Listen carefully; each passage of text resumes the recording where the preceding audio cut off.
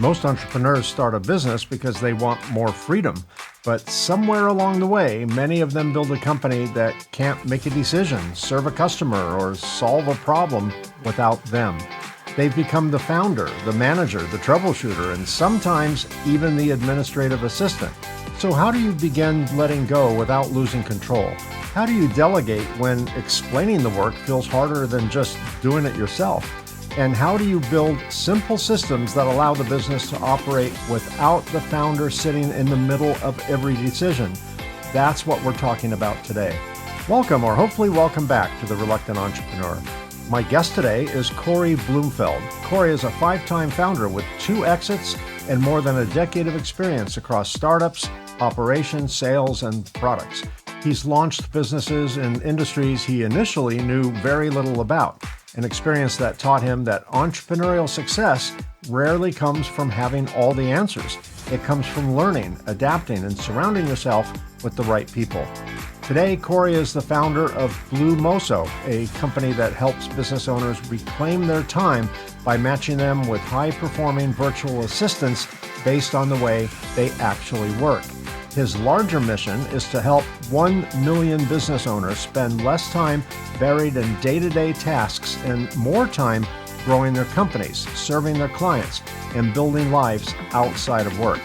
Today, we'll talk about Cory's entrepreneurial journey, what he learned from building multiple companies, and why delegation requires more than simply handing someone a list of tasks. We'll also discuss how to build a team, create practical systems, and reduce the founder's involvement without sacrificing quality, accountability, or control. And it all begins right now. Stick around. Cory, welcome to the show. I'm excited to have this conversation today. Thanks, Mike.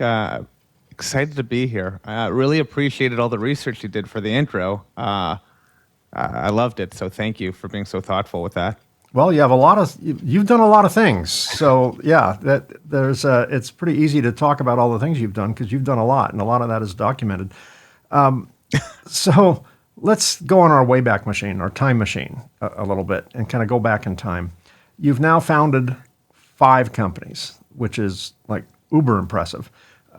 Take us back to the first one. What made you believe that you could build a business in the first place? And how prepared were you for what followed?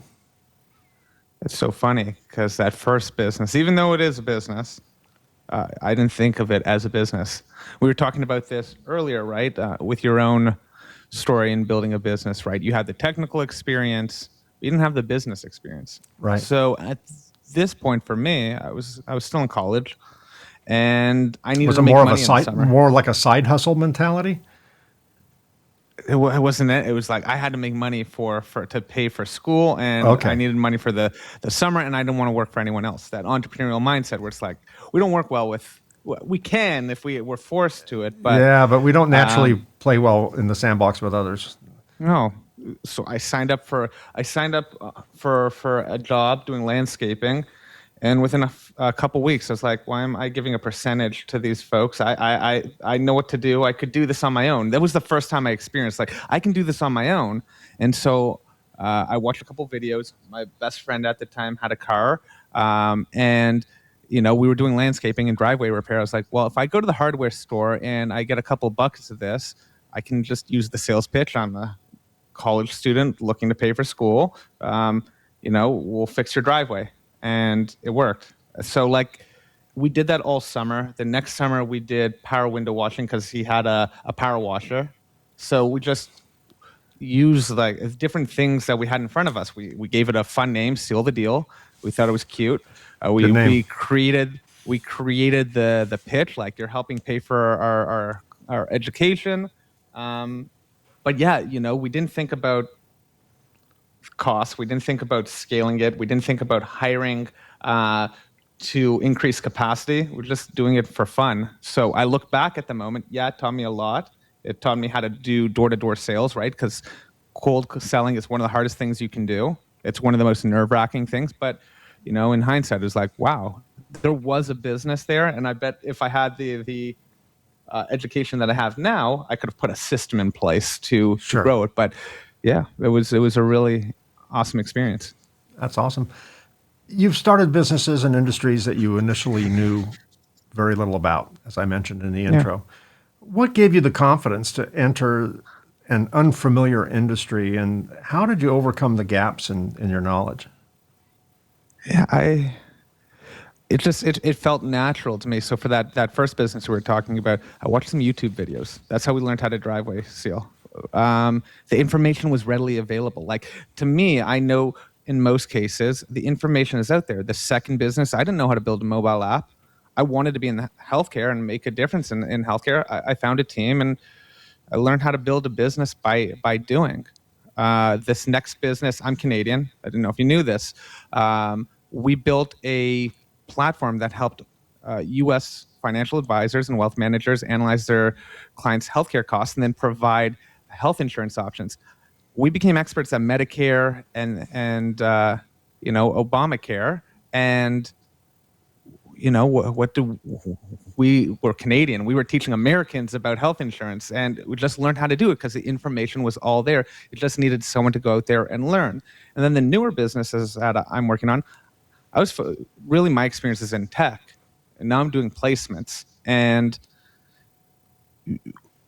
I think, when you are building a business, and kind of similar to your story, when you find a problem and no one's going out there to solve it, and you're passionate about it, and for me, it's building businesses, you will like, I feel like we're good at making things happen and executing on things with limited information, right? We are going to go and make things happen. So with the most recent business, I didn't know anything about outsourcing or placements, but I was building my brand, and people kept saying they were having challenges with their virtual assistants. And I was like, this is going so well for me. Like, it's so easy. My person my VA is crushing it.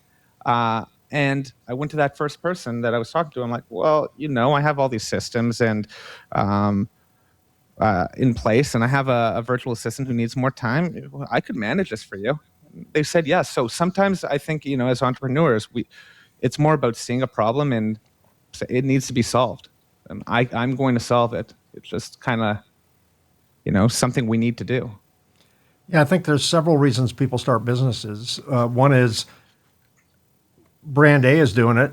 I can do it just as well. So they're kind of a Yeah. also ran. Okay, that's the least inspiring story to me. But just look at what's out there. There's a lot of those also rans. And then there's something where you can see someone's doing it, but they're not doing it that well. They're missing the mark, and you can improve it. That's more inspiring. And then there's a problem with no solution, and you come up with a solution. That's, to me, even the most inspiring, even more inspiring than that. It sounds like you did the latter two. You either created something that wasn't around, or you took something and made it much better, which I find quite inspirational. Thank you. When you look back at your earliest business, what were you personally doing that helped the company grow? And that could be the landscape, the seal the deal business, or it could be one of the subsequent ones. But what did you do that really helped the company grow and later became an obstacle for future growth? A lot of time, and I'm asking that question because a lot of times, like in my case, I thought the solution to every problem was we just need to grow. And what I didn't realize is growth brings in more of what you're looking for and a whole lot more of what you're not looking for. Your problems, particularly if you don't fix the root cause, the problems grow exponentially to the monetary growth. So what did you do to grow, or were you ever in a situation where growth became an obstacle? Yeah, where do I begin? Right? I think, I started with very limited business knowledge. So, coming into it, you don't know how to manage a team. You Because I didn't have the business background, I wasn't thinking in terms of, the financials. I was just doing. So with the first business, I came in with a mindset: if we build it, customers will come. Field of dreams mentality. Yeah, if we build it, they will come, because this is solving a valuable problem. And it was solving a problem. We were building software in Canada for, you leave the hospital, they give you all those papers. So we were digitizing all that. And we basically said, okay, we'll give it to the hospitals for free. We'll find advertisers. We had all these different ideas. So we didn't actually start with the business model. We started with creating a product to a problem that existed, but there was no clear payer, right? And that can be a challenge, right? And I think that influenced me. That specific scenario influenced for the future businesses to start with the business case, because as noble as something can be, if you can't sustain it, it's very hard to continue adding value. So, for me, I thought, okay, well, the people want this, but at the end of the day, if you look at the healthcare system in Canada, it's not the consumers that are paying, it's the government, and they're just, it's very hard to sell into government. There's a lot of bureaucracy. So that was the first thing. I learned about focus, right? We talked about this. Entrepreneurs, we love to see the shiny objects, right? I have ADHD. I know if and at that point, there were new ideas that would come up, and I'd be like to the team, hey, we should try this. Hey, we should try this. For me, that's fine. But for others, right, it felt a little unfocused, and, I had to learn to tame the beast inside of me. So, I learned the basics of business. I always call that my MBA. And then I learned how to manage myself, because I think that's also super important as a founder, as a leader, that you need to be able to channel that energy towards focus. But I can go on for probably hours on this one question, because there's so much that. And the word focus and ADHD are rarely used in the same sentence. I was born 65 years ago, and when I was a kid in school, I don't think we had diagnoses for, ADD, ADHD, all that. But I'm convinced that all entrepreneurs, I'm going to throw all of them in the same boat, probably unfairly. But the majority of the entrepreneurs that I've spoken with definitely are on a spectrum somewhere. You almost have to be crazy enough to just say, hey, hold my beer. I'll take it from here. I'll build something out of nothing. And you have to be a little bit nuts when you look at just the raw statistics. In the United States, and I'm sure Canada is exactly the same, we have a Bureau of Labor Statistics, which, it's the buzzkill bureau. And they state that statistically 80% of all startup businesses ultimately fail. By year 15, 80% of them are gone. By year 5, half of them are gone. And yet, I don't think I was aware of that statistic. But even if I was, when I started a business 34 years ago, I don't think I would have cared, because they're not talking to me. Ego, bravado, naivety, arrogance, all those things are wonderful assets to start a business with. They are terrible assets to run a business with or try and scale it. But I think entrepreneurs are definitely at some point, in the world of psychology, they have their DSM, which is some manual of things that can go wrong in your head. I'm sure at some point in the future, there'll be an entire chapter on entrepreneurs. We will have our own unique space on a spectrum somewhere, because you have to be a little off-centered, a little less, quote unquote, normal to think you can do it and to actually do it and push against all those forces. Now, you've not only built businesses, you've exited 2 businesses, which is also quite impressive. What did those exits teach you about building a company that has value beyond your personality, beyond Cory, and not just beyond your personality, but beyond your energy and your daily involvement as a founder? Yeah, those very 2 different situations, right? The first one taught me about we were talking about this, a lot of entrepreneurs, we have ego. And it's not a bad thing. It's the most important thing is to learn how to tame that ego, because that ego can get you where you need to go. Yeah, and it's rocket fuel. That first, it was, and it is. that first business, that first exit, I told you that was my MBA. I had started building that. We did that for like 6.5 years, 7 years. And, by the end of it, you go through the whole process and you're like, oh my God, this is what I would do different next time. This is what I would do different next time. Right. And you get to a point where you realize, okay, if I want this business, especially early on in a lot of people's first business is, I might not be the CEO, the founder to get this business to the next level. And it kind of humbles you, right? You have to go into it and say, my time is up, but I want this business to succeed. I want to hand it over. I want to build a legacy with it. And I would say from that first business, that was my experience. I left there with more than I came in, right? My MBA. I knew what to do the next time. I knew more about channeling my energy. I knew about managing people. I knew more about solving a business case and starting with a business case and the business model versus just starting with the product, right?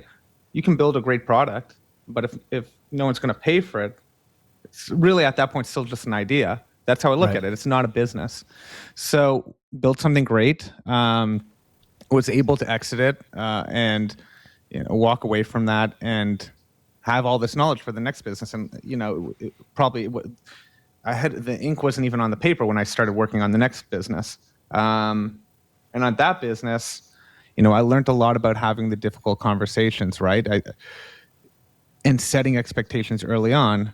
And, that, again, was a good experience, right? About learning how to communicate, learning, in both those businesses, I felt like I needed a business partner, but I also didn't have, I feel like I wasn't ready to lead, right? But, you put two entrepreneurs in a room that both want to be the CEO, there's a lot of ego competing with one another, right? And it taught me the second business, clear roles, responsibilities early on, right?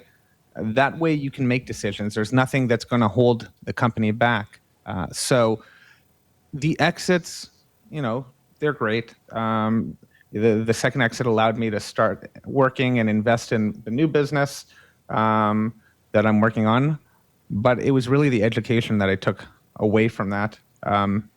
Also the confidence that, allowed me to believe in myself to keep doing this, right? Like, made me feel like I'm good at this. Like, I can keep doing it. And there was nothing else that I wanted to do than just be an entrepreneur. Like, I could have gone and gotten a job. I tried that for a little bit. Didn't go over well. I felt like I was caged. But, yeah, it led to where I am today. You mentioned that, your experience with the first couple of businesses, basically got you your MBA, metaphorically. Yeah. I think you eventually get your PhD. I do think that people who start businesses unwittingly are part of a curriculum. And people who, my listeners and viewers all know, I always go on about the business gods, and I mean that metaphorically. The business gods teach you business, and they're like drill sergeants. The first thing they do to a brand new entrepreneur is they break you. And just like in the military, they break you and then they rebuild you into the type of business person you need to be, that your business needs you to be. And it's a brutal process because they're not gentle. And if you stick with it, you realize after a certain amount of time, all of this is curriculum, all the hard lessons. It's just part of the learning process. And unlike a university, which is brick and mortar, and they have frat parties and sorority girls, there are no frat parties and sorority girls, and there's no graduation date, and there's no diploma. It's constantly learning, and it's kind of a perpetual school of life. And the longer you stick with it, the more you learn, and the better you get. And part of the challenge also is, I think that for every stage of the business, as you scale from here to here to here to here, new rules, because what got you from A to B typically will fail you from B to C, because your business requires something different. And in my case, I had to learn as much as I could for the appropriate scale of the business. And that which I either couldn't learn or didn't want to learn, I had to hire that skill set. And that's where, our friend the ego, which was the rocket fuel that propelled us, now starts to cause problems, right? Because they're like a jealous boyfriend, girlfriend, whatever. They're a jealous person. And ego just doesn't want anyone else taking credit for anything, right? So it's really a quite a bit of a maturing process for the founder of any company to go through the process, particularly in the early days of entrepreneurship. Was there a particular moment when you realized that working harder and becoming more involved just wasn't the answer anymore? Well, it's interesting. So I want to go back just to one thing you were saying that just really resonated. I spend a lot of time working with founders now, and the one thing that I see, the make or break, is how they rebound from failure. Because as a business owner, you just continuously fail and fail and fail until something works. And maybe it's not failure, but you're on this roller coaster, and it's how you deal with that emotional burden, right? It's not easy, and you might be like this close, like so close to solving the problem, and then people give up, or they crack, right? They lose confidence in themselves. And so I've seen that. And then the other thing you were talking about, it's like the hiring and the delegation piece and being able to not do everything yourself. That's also what I deal with every single day. So I see, these gaps in business owners now, and the ones that I see that are most successful are the ones that are able to do these two things really, really well. And something that as a business owner, it's just like there is no giving up in me. I won't give up. I can't do it. I don't know how to. It's not in your DNA. It's not, and I don't think I'm stubborn. Maybe I am. Yes, I'm persistent. That's what I like to say. That's I'm a better way to persistent. put it. That's a better way to put it. I'm persistent. I just don't see any other option. And then, the ADHD kicked in. So, what was the question then you asked before? I'll jump into that now. Was that? Yeah. Well, trust me, kicked in for me too. So that's why I have them written down. Was there a particular moment when you realized that working harder and becoming more involved wasn't the answer anymore? Maybe it was at some time, but that's just not cutting it. This is what I sell, right? And I think about this every single day. And I was talking about this earlier. The amount of time you put in today to your business when you're early on equals, time back in the future. I'm going to be writing an article on this theory. It's like, if you want to time back tomorrow in the future, you have to put in that energy today. And, for a lot of business owners, they see social media, they see a lot of founders, and they see, okay, the 4-hour work week, I only work an hour a day, I only do this. Maybe there are outliers that achieve that.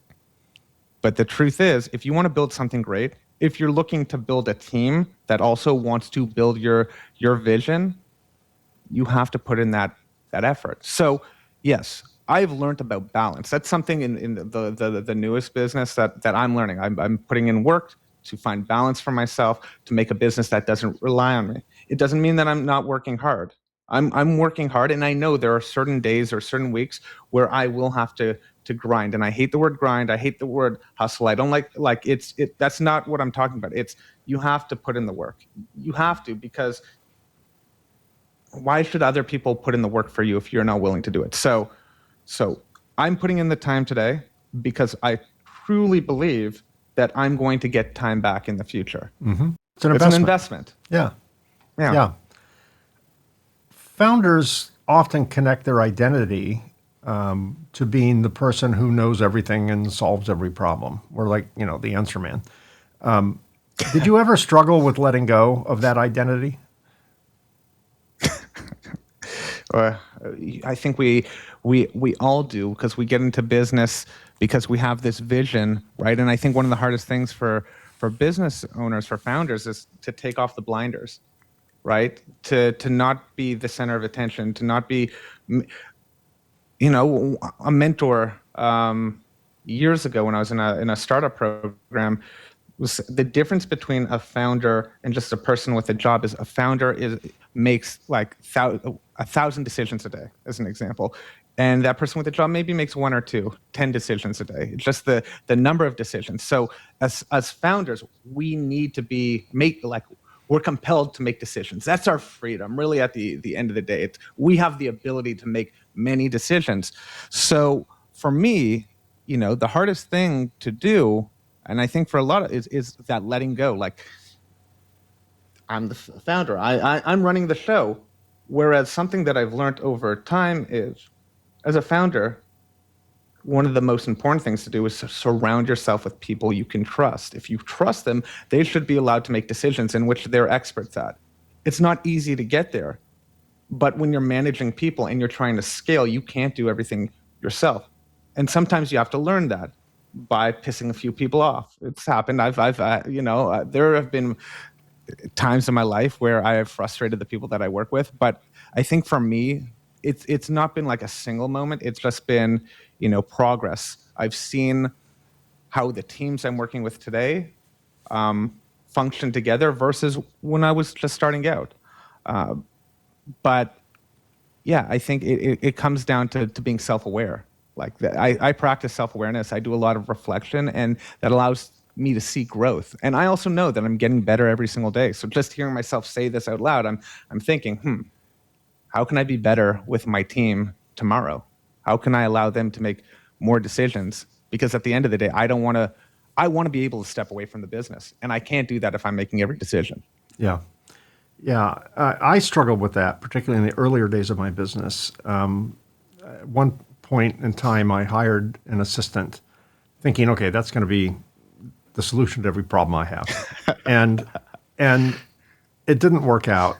I think she got transferred to some other department at my company. She didn't lose her job because it was 100% my fault.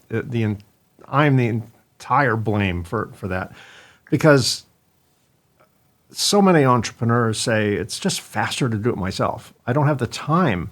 They're there to save me time, but it's an investment of my time to get to the point where I can save time, and I don't have enough time to make that investment. So I'll put that time in tomorrow, and then of course tomorrow becomes tomorrow and becomes tomorrow. Is that ever a reasonable argument that I just don't have the time to show someone else how to do it? Or is it usually a warning sign that the business is becoming way too dependent on Cory or on Mike? Well, you're asking great questions, because these are things that I talk about and I think about. Right? There's a lot to this. Are you setting expectations with the company as a founder? Are you making them rely on you? I think that a lot of founders create that. For me, I try to, as soon as I start noticing someone's relying on me or coming to me with questions that they probably don't need to answer, I readjust. I ask them, is this something why do you feel like you need my answer? What are you missing that allows you to make this, like, not provide an answer, or what resources don't you have? So I kind of like turn it back on them. I try to teach folks to be able to make decisions. But I think, going back, like the teaching piece, right? This goes back to the time investment. When business owners will say, well, I don't want to teach someone. I just want someone that knows what they're doing. Well, the reality is, yeah, there are some of those skilled experts that can come in and just take over. But in most cases, even that skilled expert that you bring on, they don't know your personality type. They don't know your communication style. They don't know your work style. So you still need to teach them. And, I think this is something that I've learned over time, and that made me successful in this newest business. I document everything. I'm very clear with instructions. I know that when you are working with other people and delegating, you have to set them up for success. It is our role as founders to set people up for success. And I love the humility there, where you were saying, well, I had this person and set them up for success, but I didn't get rid of them because it was my fault. And so I realize a lot of times, yes, there are scenarios where the employee, it's not the right fit. But most of the time, because I see this with founders every single day that go through multiple virtual assistants, It's the same pattern. I can't find anyone good. I can't find anyone good. I can't find anyone good. I think sometimes you have to just recheck if maybe it's the way are you investing time in training? Are you documenting everything? Do you find yourself saying, it's so easy. Everyone should just understand this. Do you do this every single day, right? You have to ask yourself, is this something you do every single day? Is this something that you've actually explained to a person? Is there documentation? I find far too much, like, they're just not, it's not clearly explained to individuals, and people like to blame others versus, blame themselves and ask themselves, what can I do better to set this person up for success? Let's go beyond just delegating a task, which is hard enough for people like me, at least back in the early days. What's the difference between delegating a task and delegating ownership and outcome? Yeah, a task is something very repetitive. So you check the box, and we actually pivoted our business recently for this very problem, right? A lot of the work we were doing was focused on task work. And what happens when you're focusing on a task is you're not focused on the goal, the outcome. You're just, every day you come in, you check some boxes, and you get whatever it is done. Nothing changes. But the problem is, to your manager, to the business owner you're doing it for, they didn't hire you to do a task. They hired you to perform an outcome.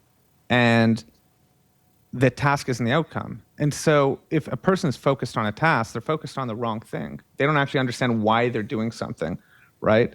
And doing a task without understanding the why takes you down the wrong path. You don't actually change. You don't make changes when you need to. You're not looking for fixing problems. You're not looking for efficiencies. You're just, how do I get this task done every single day? Outcomes, in my mind, is the way to go. Having a clear role is the way to go, because the task doesn't matter. If you find another task that achieves the outcome, it's more efficient, it's more cost effective, and at least a better results. Okay, I don't even care about that initial task. Go do the task that actually gets me better results. So I find when you're just focused on a task, you're not actually thinking about this problem as a whole. You're not driving better outcomes. You're just clocking in, clocking out. Yeah. And task work can be automated by AI. That's the truth. Like repetitive task work, that's what AI is for. It's busy work, and humans don't always like doing busy work. Not for long. And those that do tend not to see the greater outcome. They don't really see, they see the task, and they love doing the task. Exactly. Stamp the box, stamp the box, stamp the box. As an owner of a company that provides VAs, as you do, how much documentation should a company create before transferring the work to someone else? And can founders make the mistake of building systems that are just way too complicated? Well, this is the analysis paralysis question, right? Sometimes I find folks build too much before they actually are willing to get started. I think when it's just you and a small team or another individual, there are different stages, right? But it's important, just get started. You don't have to have all the documentation. But the stage at which you're starting to bring on more people and you're starting to delegate, having clear instruction for a proven's very important, a proven process, right? You've validated that it works, is very valuable. So as soon as you validate something works, that's when I think you really need to start documenting the entire process, right? As founders, sometimes we have the craziest ideas to solve things. Maybe at that point, it wouldn't be the best time to start documenting, because nothing's set in stone. I've seen it when I've worked with product teams, right? I have this great idea. Let's create the product roadmap. And I think we should start working on it. And then the engineering and product team starts working on it. I had another idea. I talked to another customer, right? Probably wasn't good to document all that stuff at that point. But, I've talked to 10 customers. They all want this one feature. Okay, I've verified it. We've tested it with some early wireframes. Let's start documenting it now. So I think you start documenting things more in depth as you get more validation for a process. Before then, I think the way I look at it for process, it's something that as a founder, I own until I get the data, or the manager owns. And then once I get that validation, then I feel comfortable transferring it over to another individual who I can delegate it to. But there should be some validation, I think. Besides just a good documentation of the task that's required. Let's say someone's listening or watching this show and they've never had a VA, a virtual assistant, and they're like, yeah, this resonates with me. Cory's talking to me. I think it's time, right? So they reach out to your company. What should a founder, from a minimum standpoint, have in place before hiring a VA? And how can they determine whether how can they or how do you determine whether they're genuinely ready for a VA? Yeah. I mean, I'm sure you have an onboarding process, right? But you probably also have even a pre-onboarding process. Like, is this going to be successful or not? Yeah, and we come in to help make it. That is one of the biggest struggles, I think, for a lot of people, especially solopreneurs, small business owners. It's managing another person when it's new to them. I think the question you need to be asking yourself: when am I ready? Well, am I doing tasks that that I need to be doing, right? Is this moving the business forward? Is this generating revenue? Or is this work that could be delegated, right? Or is it a result of doing business and generating revenue? Now these 10 things have to be done, right? Yeah. Which side of the card is it on? Exactly, right? And everything is I know everything feels important. And my theory is 100% of a business can be delegated. It has to, otherwise you'll never be able to exit it. So the question is, what is the 10, 20% of tasks that you're currently doing that you want to own? It just comes down to ownership, right? It's not that it can't be delegated, but this is what you're going to own. The other tasks, the question is, can you find an expert? Can you find an individual that can own this and give it all of their focus for you, so you have more time to focus on the 20% of tasks that are going to move the business forward? I think as a CEO and a founder, the other thing, you are trying to take the business into the future, right? You are thinking high level. You're thinking at the macro. The individuals you're delegating, the VA, is thinking at the micro level. They're focusing on the outcomes. You've defined those outcomes. You know what you need to achieve, but you also need to figure out how to get to I need to generate more revenue. I need to develop partnerships, right? There are high level items or tasks, I guess in this case, just things that you need to own. Yeah. The rest can be delegated. And as a business owner, it's just thinking through, where do I need to prioritize my time? We can help with that. That's what we do. But that's where we sit down. It's like, are you doing everything? And do you have that I need to be doing everything mindset? And that's usually the place where we start. Or with people that are struggling with the amount of time they have. Like, I'm drowning. I don't have any time to grow the business or a personal life. Way back many years ago, when I used to be involved in my company's hiring decisions, I would interview someone. I knew our company culture. I knew what the job requirement was. I knew the personality of the person they were going to be working with. And all that would, I would start to filter people that would fit all those very specific requirements. In your world, you're interviewing and hiring virtual assistants that are not just trying to fit into your company's company culture, but all your clients, who have probably a variety of cultures, a variety of personalities, a variety of needs, which I can't even fathom what that interview process would be like. But how do you match a virtual assistant to the way a business owner actually works, rather than just simply matching a resume to a job description? Because I think in your world, sending Sally or Bob into a client is not just a question whether Sally or Bob has the prerequisite skill, but it has to fit. He has to fit with the personality and to a great extent the culture of the company. So how do you do that? How do you perform that little mini miracle? Yeah, we're getting better at this every single day. But what we found in terms of the fit, you hit the nail on the head. Skill is just a part of it, right? Obviously, you need the individual with the skill set, but what matters more is personality type, work style, and then communication style. And that's usually what we start with after we determine, or we focus on after we determine that the individual has a skill. The other thing that we do is we don't just force a match. We don't square peg, round hole this thing. Our process may take a little more time because we understand when you're bringing on someone, it has to be the right fit. It can't be forced. Yes, you can find a virtual assistant very quickly. But for a lot of folks, this is someone that you're bringing on who's going to get to know you, get to know the business.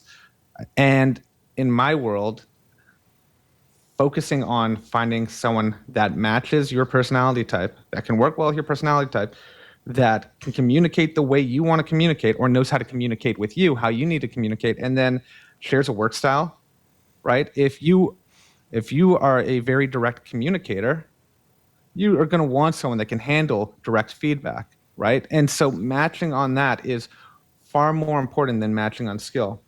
I can find you someone that checks all the boxes. It's just highly skilled. But if they can't communicate with you, if their work style if they're just like very nonchalant and very casual and you're very professional, but you still won't vibe with that individual. So what we focus on are these criteria that when we find them, it makes a perfect match. And we add on the skill level. So if you have all these things, you're more likely to succeed with this person as well. And there's other criteria we look at as well, but those are like the high level things we focus on. What are some of the earliest tasks that a VA can take over that produce meaningful improvements to the founder's schedule? Yeah, so it's a great question. It's just a very wide spectrum, but what we start with now is the role. We have two arms to the business. So we have the front end roles and then the back office roles. Front end roles, it's very important, I think, for business owners and founders to be talking to clients. I think it's important. That's how you learn a lot about your business. But there's a lot of the additional communication, right? Emailing back and forth, doing check-ins, onboarding, right? As you're trying to grow your business, you can't be involved in all these conversations. So, in terms of front-end roles, for client success, that is one real great way to add value, to check in with your clients, to keep you in the loop. In terms of the back office operations side of things, we see a lot of success with social media management. I think that if you are a business owner in 2026 and beyond, and you are not creating content, you may lose out to individuals with a worse product or service that are creating content. So I have my virtual assistants helping me create content because it takes a lot of time to do that. And all the activities that come with it. In terms of, e-commerce owners, I have virtual assistants managing inventory because it's very time consuming to do a lot of these things. And so, the way I look at it is, there's customer facing roles that add a ton of value because clients want you to check in with them and want to feel like you're giving them your time and effort. And then the back office stuff that just eats away your time. You get time back to focus on sales and growing the business and creating more content. Yeah. That really resonated with me, the social media manager. When I first started my company back in 1992, first of all, there was no internet. Yes, there was a time when people lived when there was no internet. And then I remember the first social platform that I can remember was like MySpace. And my daughter used to get so mad at me because I was posting on MySpace. And she's like, Dad, old people don't post on MySpace. That's my area. And then, of course, Facebook and Instagram and LinkedIn, the adults' playground, LinkedIn. But I do think that, and there's a lot of exceptions to this. I create tons of content, and I'm 65 years old, but I've been doing it since I was, since the early days of the internet, like 96, 97. So I might be a little bit of an anomaly, but I do think that as a general rule, if you're in your 50s, hire someone younger. And I know there are laws about, putting age over that, but the point I'm making is I and anyone born around the same time I was, we are technology immigrants. We did not have technology when we were growing up the way we have it now. We had to learn it. Young people today are technology natives. They grew up with screens. They understand it. They buy differently. They look for influencers, and I don't mean Kardashian, TikTok type influencers. I'm talking about authority-based influencers, people that they don't personally know, but they see and they trust. And it's amazing how we have a fast food restaurant in my town that this is probably about 10 years ago now. When it opened up, it's called Roll 'em Up. It's a taquito fast food restaurant, right? All they do is taquitos. And if any of this audience has never had a taquito, it's proof that God loves mankind, right? I love I live taquitos. in Mexico, so. Oh, there you go. There you go. Authentic taquitos. But this place opened, and it was doing okay. I mean, it had a buzz when it first opened, and then the buzz went away. And one day, someone was on TikTok and did something in front of the store, about the store. For about 3 months, the line to get through their drive-through was probably half a mile long. It was as popular as In-N-Out. I'm in California, and In-N-Out's a big thing here. But the line it was like an hour wait in line for taquitos. But that was the power of social media. And clearly for businesses beyond taquito restaurants, there's still, there's a different way to do it, but you probably don't want like twerky dancy girls or something, pushing your healthcare brand. But I do think that getting the right people who understand the mentality of how the newer generation buy, they don't read ads. They look for content. They look for the answer. They don't turn a page in a magazine and see an ad and go, "Oh my God, that's great." They don't even watch commercials. All their television is now Netflix and HBO and Prime and Amazon and all those premium channels. They don't even watch commercials anymore, but they seek it themselves. So I think that is a great role for any company, particularly if it's an older founder or a young founder that's just somehow not technology plugged in. I do think that is a growing position within companies now. I'm seeing that as a part of the org chart is social media manager, and that did not exist that many years ago. How should a founder measure whether delegation's working? Okay, they see the podcast, they go, okay, that makes sense. They hire one of your people. How can they rate that? How can they benchmark that and scorecard it? Yeah. So just going back on your last point about social media for me, yeah, right? Even for me, I because there is so much to do, there's so many platforms, there are so many different activities to do. I have multiple people managing my social media and helping me because I see it as so important for building a business because it helps you. It's the best marketing channel. It helps you be seen. Helps you build relationships with folks. It's one to many. So, and it's overwhelmingly free. Yeah, and I work with a lot of young founders, and they still need to bring on individuals just because of how demanding it is, right? Even the creators that I work with, right? I've built a pretty large following on LinkedIn, and it takes a lot of time and effort, but it has the biggest rewards, right? That's why I do podcasts now. That's why I'm starting my own podcast. That's why I'm starting Substack and a newsletter. I'm doing Instagram. It's just I see the value in this, and all these platforms take a lot of time and effort. So whether you're old or young, there's so much work, and to do it on your own, it's more than a full-time job. Yeah, I totally agree. And, What's the and then podcast delegation. about? Oh, yeah. Oh, Oh, sorry. Sorry. Let me see. We're both doing this again. Yes, exactly. Yes. Delegation. I forgot that I asked the question. How should a that's what founder the measure podcast is whether, about. I know, right? How should a podcast, how should a founder measure whether delegation is working was my original question. Yeah, so that's the podcast. It's about taking your time back. It's called Taking My Time Back.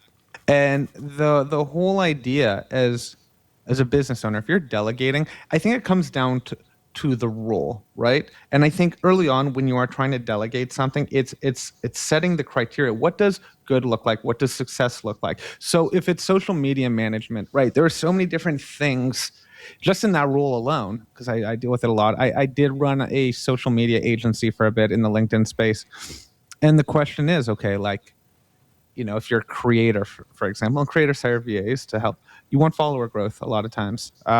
If you're a business, you want to generate leads. So, you're looking at these things, then you're setting expectations. Well, how many days do I want to create content? Right. And you're measuring, is that, are we keeping up with that? Are we posting every single day? So there's this specific, tasks that need to be done, and then there are the specific outcomes. So the outcomes relate to, I think of OKRs in this, right? You have the outcome, and then the kind of like the key result. Post 3 times a week, post 5 times a week, whatever it is. I would set clear expectations when you're delegating and that helps you determine if you're being successful with it. It's hard to measure time. So, even though my podcast is called Taking My Time Back, it's very difficult to measure that, because even when you've taken back time, what do great founders do? We find more to do with that time, especially work in the business, right? Because we've just gotten some time back. So, I It's think like it's digging a hole important in to. the sand. You dig a hole in the sand and sand pours into it, right? It's constantly self-filling, right? Yeah, exactly. Right. So I think you need to have clear, and I always do this because I meet with a lot of people that want social media management. I meet with a lot of people that want operational support. With the operational support, it's hard to measure. Like, do you feel like you're able to, like, is a task that you've delegated, have you 100%, like, are you not doing it anymore? I think that's another way. If it's a time-based task, I don't want to be responding to emails, for example. If that was one of the operational items, you're not responding to 100% of the emails. And I know that's probably not realistic, because there are some emails that I have to respond to. But Yeah. if you bring on someone to do customer success, is that person dealing with 100% of onboardings? Are they dealing with 100%? Are they dealing with intake? Things like that, right?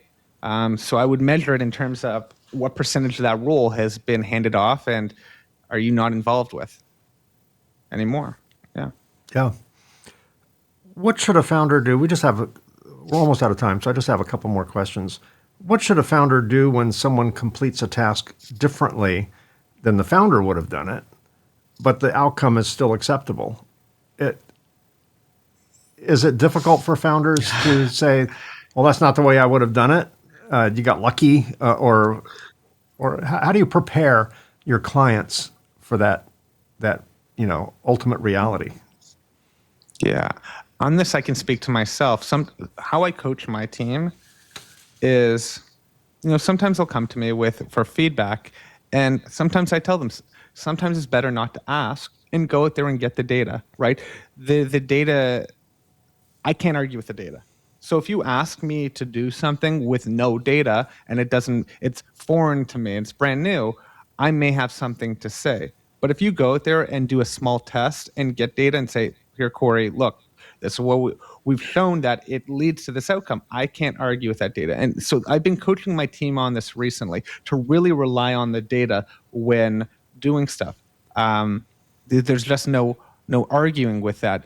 I think, for business owners, in general, the good ones rely on the data, right?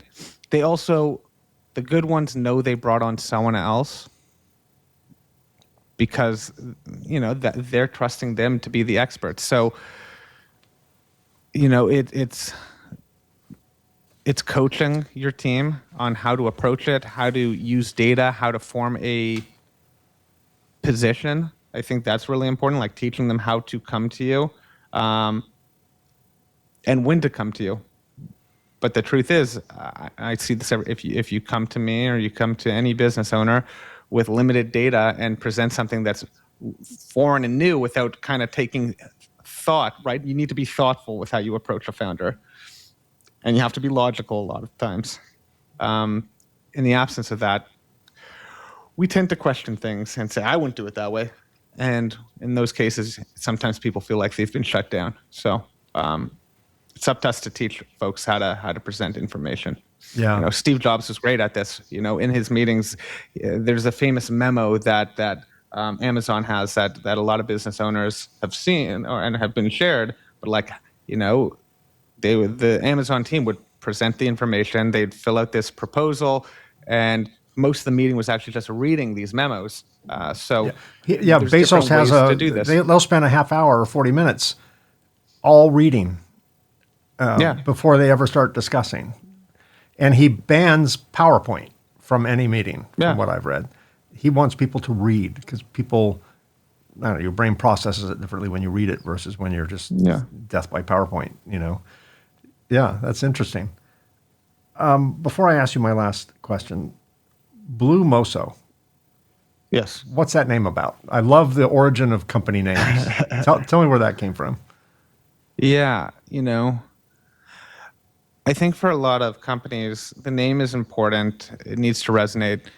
When we were thinking of the name, you know, my last business was Caribou, and it was this animal that traveled and migrated the furthest. And we started doing medical tourism. That's how it initially started. Okay. So this business, I was like, animal, nature, plant.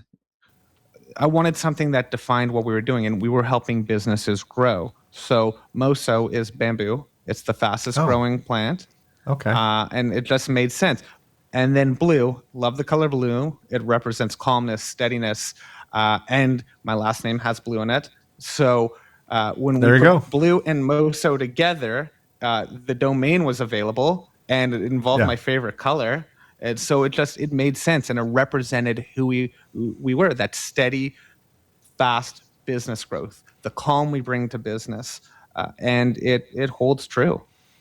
I love stories like that. I love when there's a backstory to a company name. You know, if this was Bloomfeld VAs, Blumenfeld VAs, I would go, okay, I know where that came from. Not real imaginative, but that's what it is.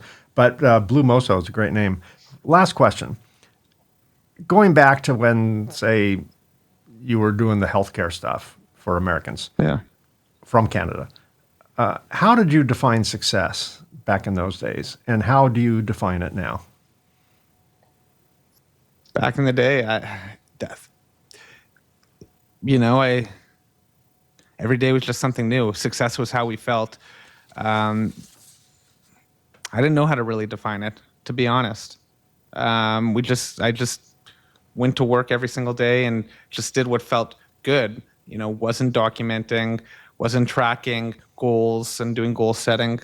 You know, the way that we do goal set, for me personally, every year at the beginning of the year, end of the year, I'm writing down my goals, personal business goals, and tracking those. Wasn't doing that before. With a team, I want them to focus on goals, and I have them focus on goal setting, right? So where I was when I was just enrolling in my MBA to where I am today, I'm not the PhD yet. We discussed this, but one day I will be there. It's changed inevitable. a lot. Yeah. It's inevitable, yeah. But yeah, goal setting, you know, things like OKRs. And right now, you know, we're not at a state where we need the OKRs, but certain businesses, and my last business, we did OKRs, which really helped. Objectives and key results. I think it was coined by I forget, name is slipping me, but the founder of IBM, and then Google also started taking that on. A really great way to get on track when you have a business that's further along in development. But yeah, I think goal setting super important, and having very clear priorities. That has been super helpful, especially having ADHD. Having those clear goals, having those clear priorities, defining clear roles, that really helps focus on outcomes. Well, for my viewers or listeners that would like to get more information on Blue Moso and the podcast, say the name of the podcast one more time. Taking My Time Back. And that podcast is out now. I mean, you're building it now. We're just in the process of recording, so I may invite you on it. I'd love to. I'd love to be. You. Okay, all right, that's a deal. For my audience that would like to get more information on Blue Moso, and if the podcast URLs come out before this airs, I'll put that information there as well. The podcast information. Look at the show notes. If you're watching this on YouTube, right down here, right below me, it says "See More." Click that, and the URLs will be there. If you're listening to this on your favorite podcast app, just go to the show notes section of your podcast app, and that information will be there. Cory, thanks for the generous donation of your time. I really appreciate it. And your experience, your journey in entrepreneurship is impressive and it's inspirational. So thanks for impressing and inspiring me, and I'm absolutely sure my audience.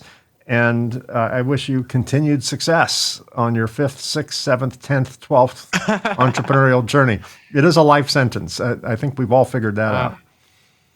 I agree. It's funny. My team was asking me, a month ago, I was like, well, we're setting this thing up so you can be financially free. And she was like, well, what would I do after that? I'm like, don't worry, we'll start something else. I'm not worried about that. But let's make sure that you have some freedom in your life so we can start the next thing. Yeah. So, well, that's good insight. Well, Cory, again, continued success to you. I look forward to staying in touch. And I think we just connected on LinkedIn today. So so I'll follow your progress. You do the same with mine. And if your podcast needs a guest, I'm happy to be there for it.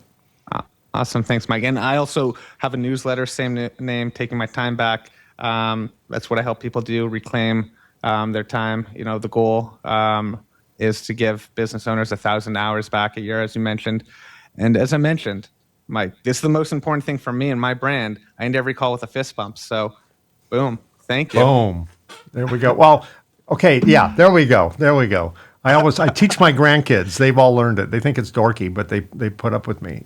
Fist bump and boom. Yeah. So no, it's not. It's the way it has to be. It's the way it has to be. Exactly. The world according to Papa. So, all right, Cory, good talking Thanks, to you. Mike. Good getting to know you a little better. And I'll talk to you again soon. Yes, thank you for having me on, and thank you to your audience for listening. It's vice versa. Them listening to me, giving me their time, I appreciate it and I'm grateful. They're a great audience, I have to say. I love my audience. Me too. Yeah, there you go. Okay, here are some final thoughts. One of the most difficult transitions in entrepreneurship is moving from being the person who does the work to becoming the person who builds the organization that does the work. In the beginning, being involved in everything can feel responsible. In many cases, it's necessary. The founder knows the customers, understands the product, solves the problems, and keeps the business moving. But as the company grows, that same level of involvement can become a limitation. Decisions slow down, employees wait for direction, and the founder becomes the bottleneck. Delegation isn't simply about getting unwanted tasks off your desk. It's about creating clarity, transferring responsibility. Delegation isn't simply about getting unwanted tasks off your desk. It's about creating clarity, transferring responsibility, developing people, and building systems that allow others to succeed. It also requires accepting that someone else may complete a task differently, and that difference doesn't necessarily It also requires accepting that someone else may complete the task differently, and that different doesn't necessarily mean wrong. A business that depends on the founder for every decision may provide income, but not provide much freedom. Building the right team and creating simple, repeatable systems can give the founder more time to focus on strategy, growth, and the work that truly requires their attention. The goal isn't to become disconnected from the business. It's to build a business that can continue to perform even when the founder isn't involved in every detail. Now, that's a wrap. Thanks for being part of our Reluctant Entrepreneur family. We've been busy recording future episodes with fascinating guests, so be sure to subscribe and get notified when new episodes drop. If you're an entrepreneur or know someone who would make a great guest, we'd love to hear from you. Visit reluctantentrepreneur.podcast.com, where you can apply or recommend a guest or just learn more about the show. And don't forget to check out my newest series, Reluctant Lessons When Businesses Go Wrong. On this series, we dig into high-profile business failures and the story behind it all. We've already profiled several companies with many, many more on the way. You know, as it turns out, there's no shortage. Check out Reluctant Lessons right here on this channel.